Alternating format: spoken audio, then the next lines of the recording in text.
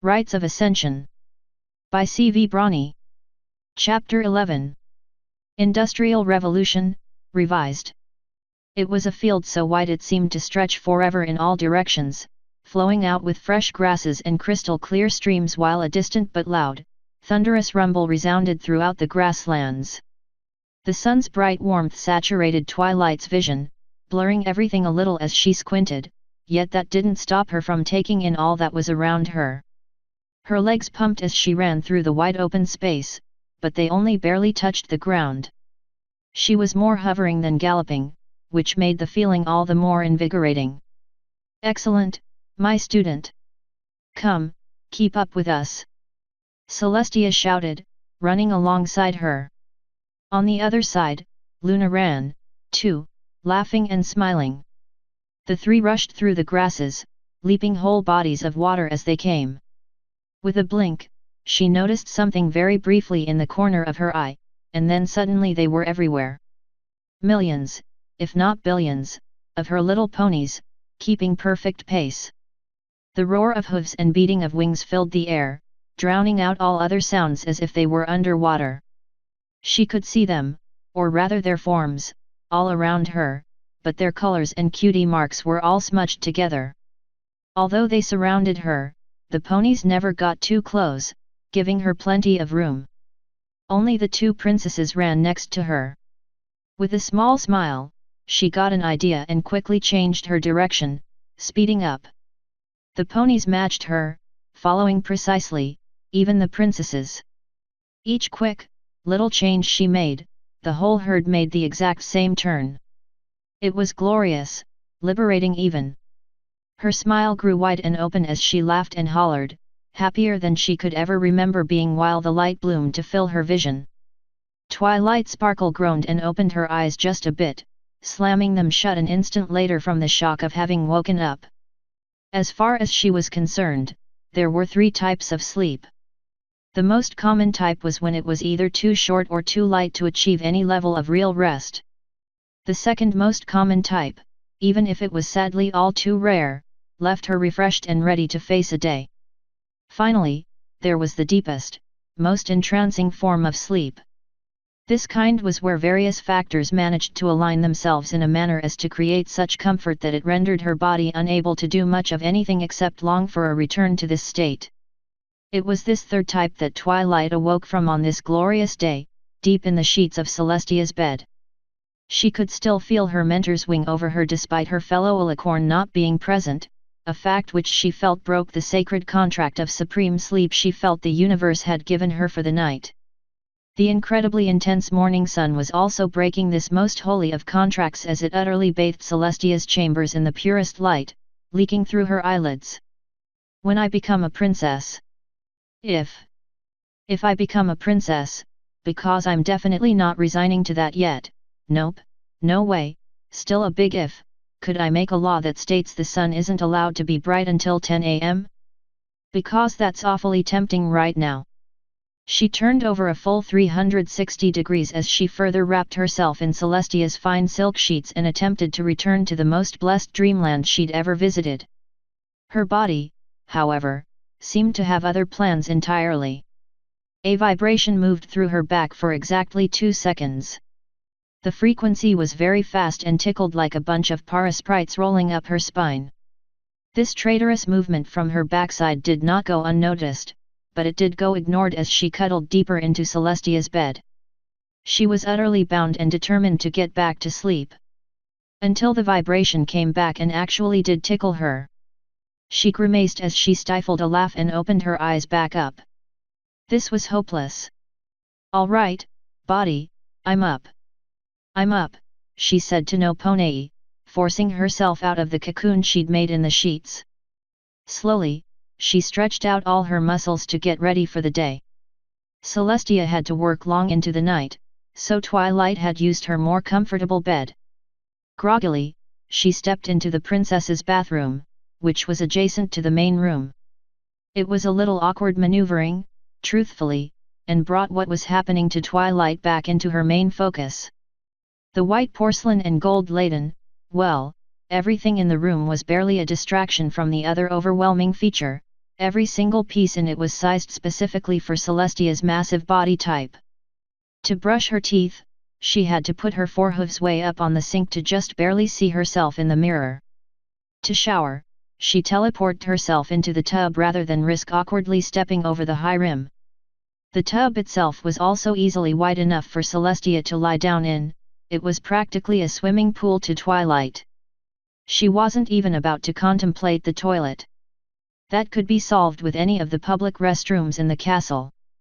Yet, all that just constantly reminded her of one simple fact: it was highly likely she'd wind up just as huge in less than 10 years. All the bright, reflective gold leaf trim in the world couldn't overcome the nerves she felt from her future staring her in her face. She'd never felt so relieved to be done with her morning routine. As she stepped back out into the light beaming into the main room, the drowsy remnants of the night drained away with record speed, her energy returning. She breathed in deeply, and the air itself felt charged as it filled her lungs. She could even feel power warming her hooves as she felt the floor below. Whatever this new wind was, she liked it a lot. Nothing could even slow her down as she confidently took her first steps towards the giant double doors. Well, nothing except getting tickled again by her own body. Her nose fell just short of kissing the floor below as her knees buckled from the sensation. Whatever this was, it was annoying beyond all reason and had to be stopped. She lifted herself back up and away from the compromising position and resumed her movement towards the door. Just before she got there, she noticed a piece of parchment stuck on the handle. Parchment on the outside of the door would be from a servant. Since it was on the inside of the chambers, this must be from Celestia herself. Twilight, I moved your torque to my closet. When you wake, put it on and go meet your brother in his office. I want you to be at the General's security briefing today. It will help you get up to speed. Also, I want you to wear your torque anytime when you're outside of our chambers, just in case Aniponi tries anything again.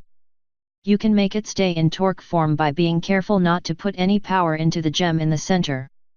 That may take some getting used to. Celestia. The note struck Twilight as oddly informal for the princess, but considering her new status and what Celestia had shared with her, it made a bit more sense. Regardless, orders were orders. She turned with a trot towards Celestia's closet and then froze. Celestia's closet.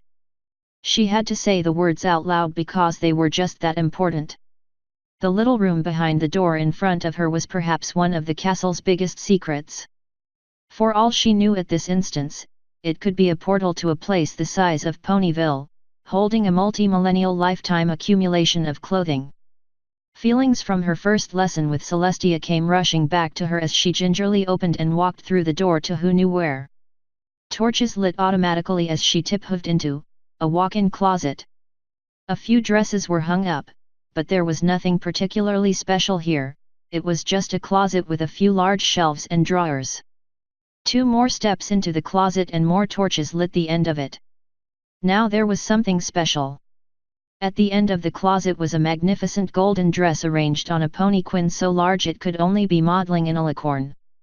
It shone so brightly in the torchlight Twilight had to avert her eyes or be blinded.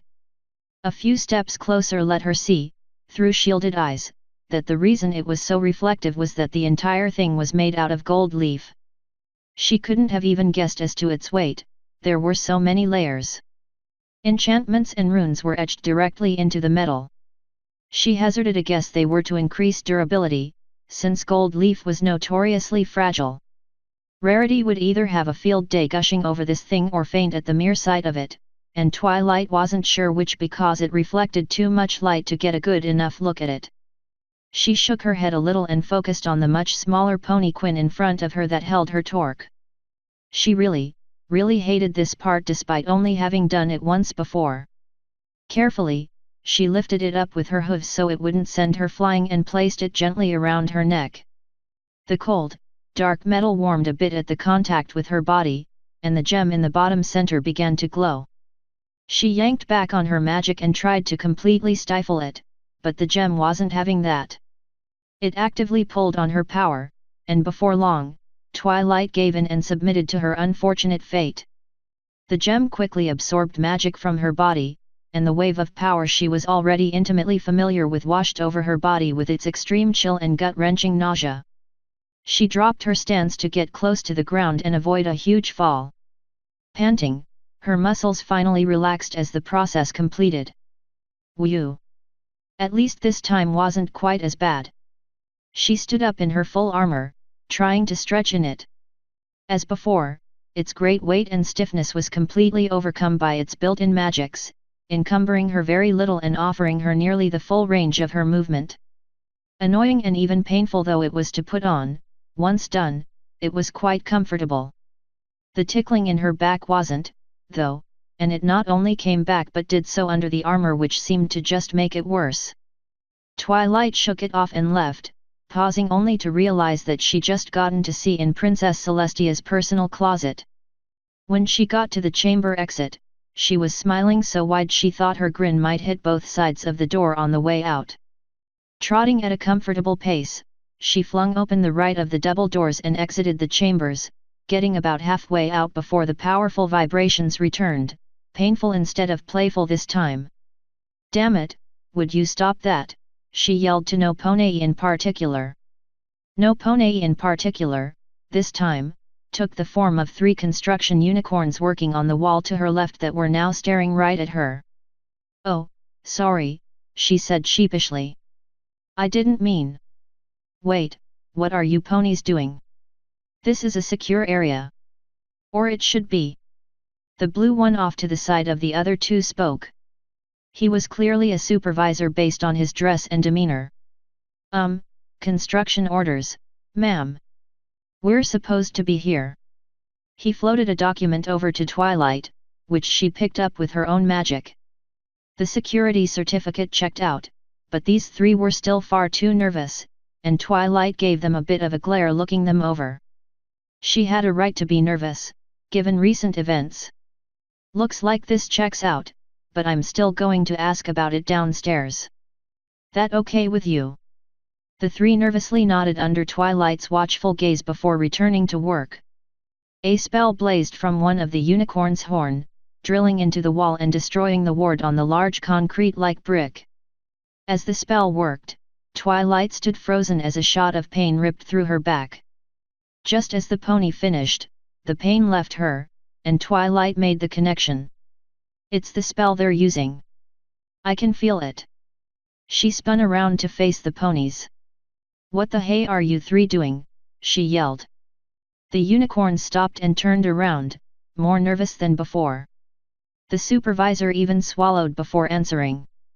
"The construction order said the wall needs to be removed. We need to break the wards on it before we can do that." "Wall removal? That's fairly extreme. What for?" "We don't know. Different groups do small pieces of work in the castle. We don't know, and we're not supposed to know the whole plan." "Honest?" Twilight raised an accusatory hoof at them. "Then why are you 3 so nervous?" She blinked once and then looked at her armored hoof. "Oh." Angry, yelling, heavily armored Grand Mage walking out of the princess's chamber. "Right. Sorry, carry on, but I will be checking with the guard anyway." She quickly turned away so they wouldn't see her blush. "Looks like that paper already solidified my reputation. My parents must be worried sick," she thought, running down the stairs of the tower. "Whenever I'm in this armor, I'm going to have to remember that, in most respects, I've got the same authority as Celestia herself, not to mention the fact that I look prepared for a fight. It's bound to make ponies nervous." Even reaching the war room was proving to be a nerve-wracking experience. Although the sensation in her spine faded and disappeared as she got farther from the ward-breaking ponies, the others still gave her nervous looks. She could almost feel them staring at her. That alone wasn't enough to unnerve her, though. Ponies stared at Celestia's pupil all the time. It wasn't the same here. This was fear. What's going through their minds? She wondered. Look out, here comes the prodigy of Celestia. Who knows what she'll do? At least the normal castle ponies weren't looking at her like that. They knew her well enough, it was only the temporary help that was so nervous. As she rounded the corner towards the war room, oddly eager to be surrounded by military ponies, an urgent need sprang to mind. Something she absolutely had to do before going any farther. She went around another corner and ducked in a public restroom. Shining Armor was late. That wasn't entirely unlike him, but most of the memories Twilight drew from came from before he joined the military. It was enough to make her restless and start rooting around his desk for spare paper. 20 minutes later and she had finally completed the new spell formulation for the creation of solidified magic that crossed her mind after breaking half of Sweet Apple Acre's windows. She was about to roll it into a scroll and send it to the princess when she remembered that Spike wasn't there at the moment. Chuckling at her mistake, she went back to triple-check her work, yet found herself thinking more about its implications than the accuracy. This wasn't some minor discovery, after all. She sighed and slumped down in Shining's chair. For a guard captain, he still kept his office Spartan. His chair didn't even have wheels or cushioning. Frustrated, she kicked it away and took a spot on the hardwood floor instead. Papers laid out around her, she redoubled her efforts to triple-check, but again had her thoughts drift. Currently, solidified magic was used as fuel in large-scale generators and engines for airships in particular, along with other industrial applications. It had to be stored carefully, or it could destabilize and detonate. More importantly, it was hugely expensive. To make a single rod of it took days of work from several unicorns, each of whom needed to have significant control over their magic. This new method could be as much as 10 times faster and drastically easier. This was the kind of thing that could send Equestria's current industrial revolution into overdrive. The consequences to the economy and the entire nation would be drastic, and it was all in her hooves. This is way over my head. I need guidance from Celestia. Resigned, she picked up the papers and poked her head out of her brother's office. She looked around a little bit, her head low, and finally walked out, convinced that there wasn't a random guard that was going to yell royalty arrived in her ear again. She kept low to the ground, moving around more like a cat than a pony. She managed to get in silently only by asking a castle guard to go in first and ask the war room door guard not to yell. Ducking around a corner, she found her second attempt to be less than successful as she came nose to nose with another guard. Time slowed down, and the rest of the world waited as she watched his lungs fill up. Without even thinking, she rushed her hoof up and put it in front of his mouth.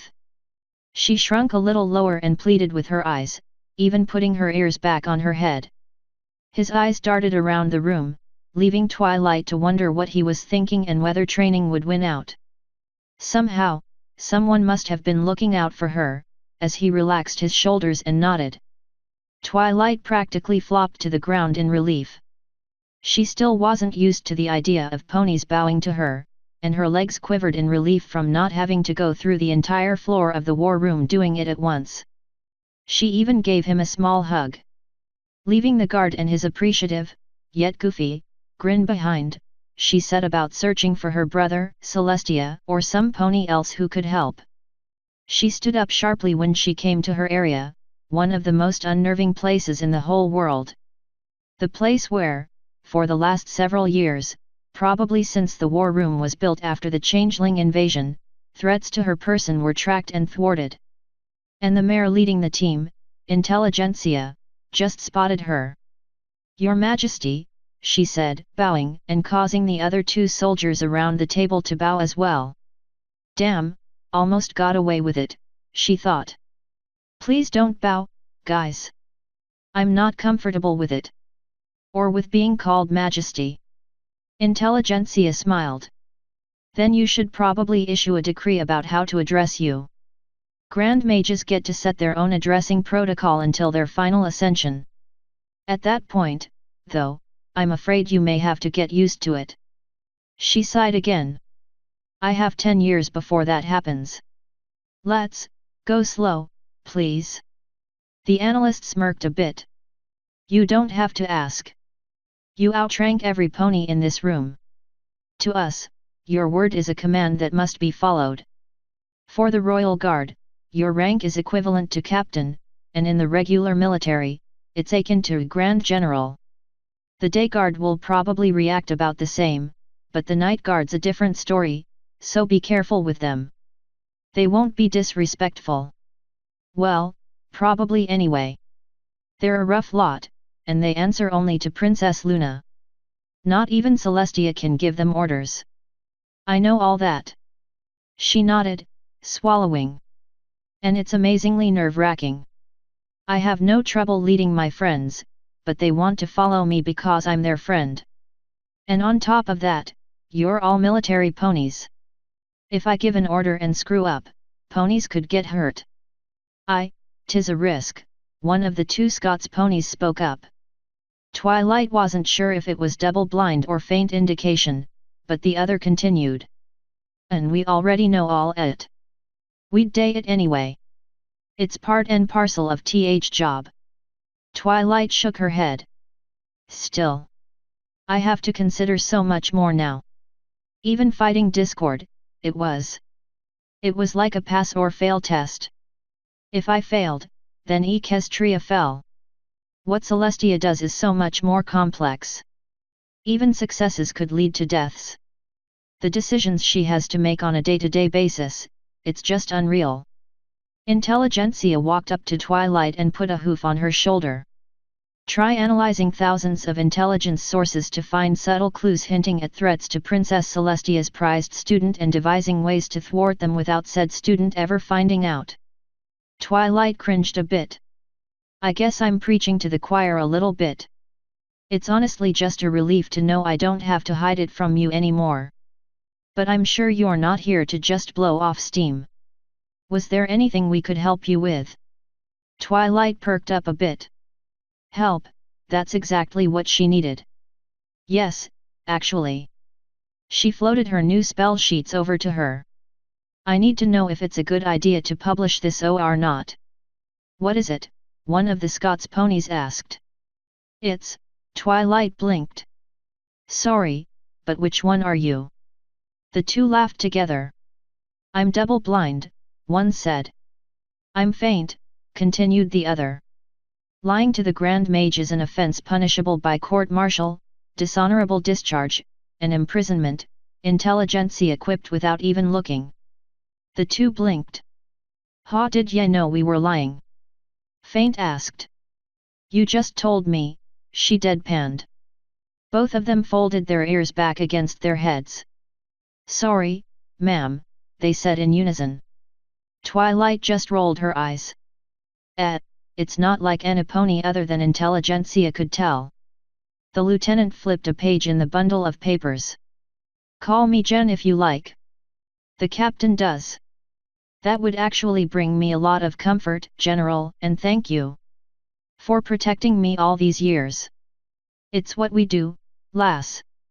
Faint smiled. Bane in th military is about protecting those that need it. And ye needed it. Twilight lifted up a bit as if a weight had been taken from her. I can't believe I had 10 ponies dedicated just to protecting me. It's an honor, really. Well, 10 analysts. Double motion to the paper-covered walls. The actual team in Ponyville protecting th elements is a lot larger. Wait. Twilight held a hoof up. Hold on. There are more than 10 ponies, 10 Royal Guard, in Ponyville, right now. Well, Faint hesitated. If ye really want to know, there are 150 undercover Royal Guard stationed in Ponyville at this time, up from 145 last year. It takes 150 ponies to protect us in Ponyville.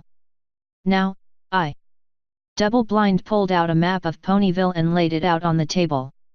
They aren't just guards, though. They're monitors. They go undercover and really watch th populace, looking for things that are out of place.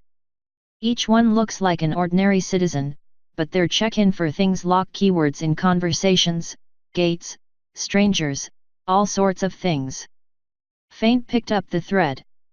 Each one is situated at a key location to be able to monitor and intercept potential threats. Many are Pegasi, he noted, pointing at various blue dots scattered about. But we day fey unicorns and earth ponies present as well. It started out with a much smaller team, but as town's grown, we've needed to add more. It doesn't look like it, but Ponyville's honestly a more secure place to live right now than Canterlot, except for Castle itself. But what about Pinkie Pie? She's in Manhattan. And Rarity? She travels all over the world. Faint rushed over to her. Hey, relax. We've got it. There's another team of analysts dedicated to other bearers, and let me tell you, they aren't in anywhere near same level of danger. There's another field squad that follows Pinkie, and I hear that's a huge challenge in and of itself. And Rarity? Twilight voice had far more force in it than she had anticipated. Her fencing skills aside, Rarity contracts out to a reputable private security firm for protection. She's in good hooves, I can promise yet. Twilight's teeth ground together while her mind almost desperately searched for some kind of flaw, some avenue of vulnerability to her friends. Several seconds later, she relented and sighed, dropping her shoulders. All right, I trust you. I'm just, worried about them. Completely understandable, lass. Last few weeks notwithstanding, we've got a good track record far. They'll all be just fine. A loud thump coming from Intelligentsia's hoof hitting the table interrupted Double Blind, and the other three ponies looked at her with not a small amount of worry, especially Twilight. She was straining to keep herself upright by leaning on it but failing just a bit. Even the orange glow of her magic was flickering. Lieutenant? Are yet all right? Asked Faint, walking up to her. Twilight. She coughed and swallowed, shaking the papers a little and turning the page to face their author. Are these estimates accurate? Twilight blinked. Well, I haven't run a full analysis yet, and there are a lot of variables that can affect things, but I'd say it's within at least 1.5 sigma. The color ran right out of Intelligentsia's face. What's a sigma? Faint asked. P'tya ne'er studied, did yet. Double Blind groaned. What? Yet two RTH math ponies. I'm Psyops. What's a sigma? What she means, Double said, reaching over and putting on some glasses, is at whatever she's estimatin' in those papers will be within ER guesses at least 86% of time. Oh come on, he snorted.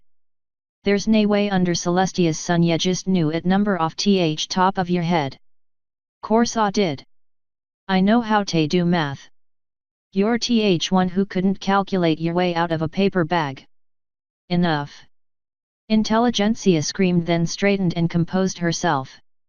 Ma'am, I'm afraid I can't advise you on your discovery in terms of whether to publicly release it. If you weren't the Grand Mage and this was a more casual conversation, I'd advise you to start up your own company. You'd be rich beyond your wildest dreams in weeks. As it stands, I have to recommend you pass this on to the princess. Twilight sighed. I was afraid of that. Does any pony know where she is? Double replied. She's in a council hearing with your brother. They're investigating coup attempt. Twilight rolled her eyes. Well, crap. That explains where Shiny was at instead of at our scheduled meeting. And I suppose I'm now legally able to wander into that, but it would be kind of rude to do for something like this. Intelligentsia smiled. Now that I can help you with. Just give me a few seconds. An orange light swirled around her horn and the bundle of papers, now wrapped into a tube. Twilight recognized it as a weak seal with a built-in magical signature. It would keep the bundle together, but it wasn't meant as a lock. Rather, the signature was meant to be complex enough to be exceedingly difficult to forge. If any pony got a hold of the papers, they could easily open it but wouldn't be able to restore the seal in a way that would have any pony that knew Intelligentsia's seal believe it. There. Now then. She picked up the bundle and walked out of the alcove, waving towards the exit. Smukaladat. Shimmel. Twilight scratched her head. That doesn't sound like any language I know, thas 'cause it isn't. Double interjected. Yeah, there's spells on each alcove here for privacy, Faint continued. A lot of stuff that we work on is need to know, SAE if you're too far out of th alcove you can't tell what we're saying, or vice versa. It all just sounds like background noise, or scrambled speech if it's too loud. Only thing it gets through is th room guards yell cause of a spell on M. In fact, we gab about your ascension here from time to time, but of all th war room ponies, only th 10 of us know about it. What about when I came here right after the attack? Double smiled. Good question. Th spells can be shut down for disasters SAE we can all communicate easier. Other things took priority at day, I'm afraid. Intelligentsia stepped back in, an armored Pegasus Guard member in tow. Officer, introduce yourself. His wing snapped into a salute. Ma'am. Straight shot, Officer Second Class, ma'am. Very good. Now then. She put Twilight's notes into a small compartment in the guard's armor. Straight shot, here are your orders, you are to take these to the princess chambers, and wait there for her until she returns to them. When she does, you are to deliver these papers to the princess and state that they are from our Grand Mage and they need to be reviewed at her earliest convenience. Actually, Twilight put a hoof up. Just when she has the free time. I don't think it's important enough for her to drop other things given what's going on. Fair enough, Intelligentsia replied. Now then. You are not to make any detours. You are not to show the papers to any pony, no matter what, and you are not to discuss what your mission is with any pony else. Is that clear? His wing snapped into another salute. Very good. Get moving. After he left the alcove, Twilight couldn't help but ask, why all the strictness? Intelligentsia shook her head. You just outlined a way to make solidified magic a couple orders of magnitude faster and cheaper than current methods, Twilight. That's explosive stuff, even if it's made of paper. We're talking about taking an expensive source of magical power storage and making it cheap. Airships will be able to operate at a fifth the current cost if not less. The two stallions in the room stumbled back. Bloody heel. Faint choked. So, what, our Grand Mage upends civilization in our spare time? It sure seems that way. Jen smirked. Imagine what she'll do once Luna trains her. Double's jaw was just hanging open while his doppelganger kept going. Buck me. Thas it, I'm getting out of th stock market for good. Twilight rolled her eyes. That still doesn't quite answer my question, though. You were abnormally specific to straight, far more so than I would have thought. The analyst took off her uniform hat and stretched. Have you ever gotten caught for breaking a rule, even though every pony around you was doing the same thing? The Ascendant shuddered. Oh, yes. Definitely. I remember this one time back when I was a filly at Celestia's school for gifted unicorns. They had just put in this new cafeteria, and it had one set of doors you were only supposed to use to enter and one set for an exit. But, there weren't any signs, so I didn't know. This one group of older fillies, teenagers, walked right in the cafeteria through the exit doors, saying hello to the vice principal as they did it. He waved at them and said hello back. When I tried to go in after them, I got yelled at, saying I couldn't break the rules just because I was the princess student. I mean, come on. I'm smart, not psychic. Just the kind of example I'm talking about. Jen smiled. Straight shot is like that, only taken to an extreme. Whenever he breaks the rules, even slightly, he's always caught in one way or another. So his personality is as by the book as you get. Your papers are in excellent hooves, Twilight. Faint chuckled. If those fillies were at much older, I can think of a reason he let them in. Twilight could feel her eyes go wide at the realization. Ugh. Ew. I didn't even think of that, just makes it worse. Perverts are everywhere, lass, Double laughed. Best get used to it. Perverts, you mean males, right? Jen quipped. Hey now. Faint protested, grappling Double by the shoulders. It's not fair to judge all stallions based just on dub air. Wit. He slapped his forehooves off of him. 2 words, faint. Mint. Toothpaste. That's just an unfounded rumor. Yet, cause I know ya use cinnamon toothpaste. Ahem. Intelligentsia barked, silencing them, then dropping into a bow at something behind Twilight. I am sorry about them, Your Highness. Twilight froze and slowly turned around. Princess Luna had indeed stepped into the alcove along with a rather large, older stallion she didn't recognize at first. His uniform, however, told her exactly who he was. The white shirt with red stash, gold tassels on his shoulders, 5 gold stars on the left side of his chest, and the scimitar on his side could only add up to one thing: this was Grand General Blueblood, grandfather to the prince, a Count of Canterlot, and the supreme commander of all the equestrian military, answering only to Princess Celestia herself. She took a cautious step back, uncertain of exactly what to say to him. His grandson had made it extremely clear that he thought she was undeserving of being Celestia's student, along with other feelings of indignation based on her family's non-existent nobility status. This stallion, however, was more of a mystery. She knew he was old, at over a century, but was still an immensely powerful mage. She also knew his somewhat long facial hair was kind of silly, with his sideburns meeting his mustache in a curve.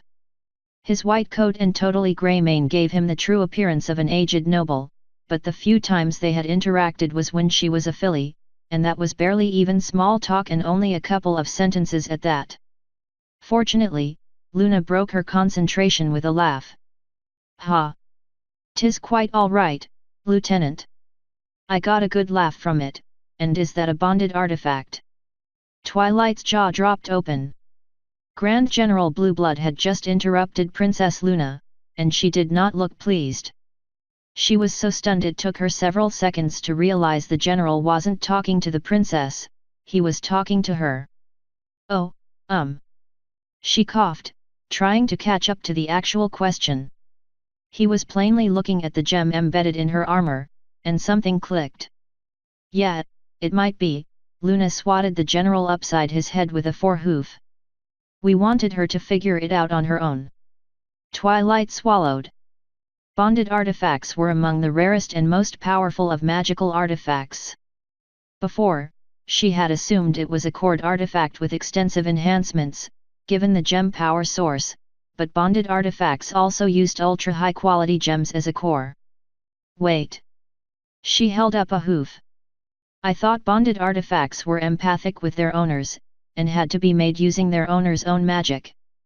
That's how the bond is formed. You are correct, Luna said, rubbing her temple. That torque was created for you when you first became Celestia's student. She took samples of your magic as you slept. It's been in storage ever since, although, over the course of time, both sister and myself have been adding extra enchantments. The time spent apart from you meant it would take a while for the connection to really establish itself, but we hoped it would happen faster and more naturally if you discovered it on your own. A luxury which we don't have anymore. She glared at Blueblood, who was still intently staring at the gem. My apologies, he replied, not even turning his head. My great-grandfather owned a bonded blade. I still have it. It's extremely rare to see a new one. Twilight covered the gem with her hoof to get him to stop staring. I'm not surprised. They tend to be powerful and kept out of sight by their owners unless they need them. I've read about them, but never seen one before. Not even in a museum. Or at least, I thought I hadn't seen one before. It's hard to believe I've had one all this time. And I wish I knew how to make it stop deploying whenever I put it on. Well, Luna coughed. Technically you've seen another before. My torque is, indeed, a piece of bonded armor, made to replace the armor you shattered with the elements of harmony.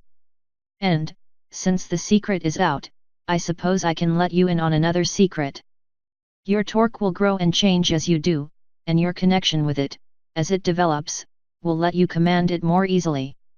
For now, though, you can force it into dormancy by yanking back hard on the power it takes from you. Wait, what? Twilight protested. Wouldn't that just break the gem? Bonded artifacts are considerably more durable than mere cord weapons. The general was still staring a bit. Cord artifacts are physical things housing pre-made spells with a trigger and a power source. Powerful, but rudimentary compared to what you're wearing. It will take a lot more than that to break your torque. I'm honestly surprised they gave you yours already, given how little the princesses use theirs. Luna's is real, but Celestia only rarely dons her real torque. That, General, Luna sneered at him, is because when Tia deploys her armor, even accidentally, she vaporizes everything nearby. Twilight swallowed. Everything? But then we'll know, your torque is perfectly safe for those around you, Twilight. You do not yet possess enough power to be so passively destructive. In fact, there's no way to even tell if it will ever be destructive at all. It is utterly unique to you. As for the matter of it deploying automatically, that is odd, but also fixable. Here, allow me. Luna knelt down and pointed her horn at the deployed Torque's gem and started siphoning some power out of it. Twilight jumped a little at the light and the cold feeling as if her armor had turned to glowing ice water and was flowing back into her torque. Just a couple of seconds later, it was over, and her torque rested undeployed on her shoulders while a strand of purple magic spat out of the gem before fizzling into nothingness. She got the feeling the torque didn't much like that, but she didn't care. She was finally able to wear it without looking like she was ready to walk into a war zone. She dipped into a quick bow. Thank you, Luna. Huzzah! She called me Luna, the princess said with a laugh, putting a hoof on her shoulder. We'll make an alicorn of you yet. Twilight smiled and then jolted a bit in shock, remembering Blue Blood was within the alcove's borders. Luna looked up at Blue Blood for a moment and then turned back to Twilight. Yes, he knows. The other generals do not, nor does most of the council. More to the point, though, he's here because your brother is going to be extremely busy in the near future. The council has launched a thorough and aggressive inquisition into the attack on Canterlot, and I'm afraid Shining Armor is going to have to devote nearly all of his time to that. As such, Grand General Blue Blood here will be temporarily taking over the Royal Guard so Shining Armor can focus. While we train, I will be providing the briefings he was to give you, summarized to save time. Oh. Okay. I hadn't realized things were getting that serious. She squirmed a little in place over worry for her brother. I'm afraid so. As I understand it, he was the first non-noble to lead the guard in hundreds of years. I hear it caused quite a bit of an uproar when Sister chose him. That is an understatement. Blue Blood stomped a hoof. Celestia defied the council to have him installed. Regardless of his marriage to a princess, I'm afraid they will not be gentle. Luna nodded. Perhaps. Sister is confident in him, though, and she should be able to shield him politically. Twilight scuffed a hoof on the floor. Aren't you confident in him, too? Indeed I am, the princess yelled. However, I do not have any vote nor any say with the council in military matters. Also, if you were seeking endorsements, I would imagine that getting a cheese sandwich to vouch for him would do more good than us. We are only a 9,000-year-old alicorn with incomparable combat experience. The pampered council of hedonists does not consider us to be a worthy source of consult. Nay, they cower before us like mewling foals, demanding that we have no military command, save our meager night guard. Tell us, how are we supposed to protect our beloved ponies in the nighttime with a pittance of 50 soldiers? The Grand Mage chuckled nervously. Sorry. I forgot about your status. Luna's wings went a little limp. Forgive me, Twilight. You do not deserve such, most of all from me. I am merely frustrated, nothing more. She nodded. I understand. It's never simple, I guess. No, never, both the princess and the general said in unison, looking briefly at each other afterward. Blue Blood broke the awkwardness first by turning to leave. I shall see you later, then, Grand Mage. I look forward to seeing how you perform as a leader. Careful, General. Luna warned. You're going to be bowing to her and calling her Majesty within a decade. Indeed, he said, walking away. A few more seconds passed before Ennaponi said anything more. Who went and stuck a bug up his butt? Double Blind asked. Blind? Jen snapped while Luna laughed. Proper context is required, I suppose. When I returned as Nightmare Moon, one of my first actions was to humiliate him in front of his troops. Classified though the event is, he's never quite forgiven me. Still, we are wasting time here. Twilight, if you would accompany me? You have much to learn and little time to do it in. Twilight chuckled a little. Luna, you just basically described my whole life. Author's note. See, this one didn't take as long. Laughing face. If you've been following my blog and the status box on my user page, you can see there's a lot of pre-written stuff now. All that's left in all of block 2 and 3 is a very, very difficult part of chapter 22. Seriously, that little bit might take me a while. Everything else, though, written and just needs editing. On another note, Did 2 might just be coming out soon too. It's still in editing. Violet just tore it apart with her edits, so I gotta go fix it to make it not suck. She's crazy insightful, which makes her a much better proofreader than she'll ever admit to. And that's on top of being an amazing artist. Rites wouldn't be half of what it is today without her. I have the best special sum pony ever. Laughing face. My next plan is to knock out a few of these side story one-shots I've been working on. Now, Love and Barriers is almost done but cannot be released until chapter 18 of Rites is released because it has main story spoilers. Another is also restricted in the same way and can't be released until chapter 19. A third story could be released whenever I finish it and have art for it, but damn, the first chapter of that is kicking my butt. So is the third. The second is done already. The fourth should be easier cause it's just an epilogue. Just, the first and third, arg. Still, that's the side story I want to work on next, alongside D. Now, fair warning, since I'm not writing very far ahead in D, there's a greater chance I'll have to change stuff, but I'm hoping I won't have to. Also, another project I have is re-editing all the prior ROA chapters. These won't be major changes in story. Just fixing typos, formatting, etc. However, Chapter 1, not the prologue, the real Chapter 1, will be getting some changes. I want to tweak Tia's dialogue a bit and get better POV separation between Spike and Twilight in the first half. But again, nothing that'll change the whole course of the story or anything like that. So no huge worries about that or about it being a major time suck. Also, new editors. I forgot about this last chapter, so I need to make sure I don't today. Just another Time Lord, Conanthium, and Pencraft all helped with this one along with some members of the older crew. EU News. I haven't forgotten that wiki project, but I've been so far behind on writing that just getting new writing out has been the priority. With a backlog present, I can restart EU structure work.